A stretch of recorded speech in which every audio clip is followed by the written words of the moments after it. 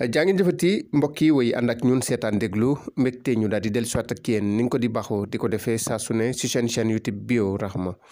muy chaîne woo xam ni daanaka day waxtaanee lépp lu jëm ci wàllu bio di ci gindi di ci fàttali askan wi ngir ku ci nekk rek nga xam naka la ñuy jëfandikoo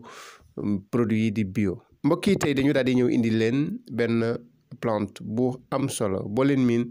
muy anis étoilé ñu ko dee wax bajaan.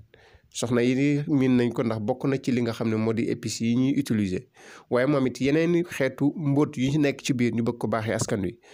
képp koo xam ne am nga lu jëm ci wàllu asthme wala nga am sëqat wu tar wala nga am grippe wala nga am bépp xeetu feebar boo xam ne day jàpp saw dënn mën nga ko fajee ak li nga xam ne moo di anis étoilé su boobaa da ngay daal di jël fukki étoile ak ñaari kaasu ndox yu mag nga boole ko baxal ko ci fukki minutes ak juróom. soo ko baxalee ba mu bax nga fay gaz bi bàyyi ko 10 minutes soo ko bàyyee 10 minutes soo xëyee suba soo añee ba noppi nga jël si kaas bu mag naan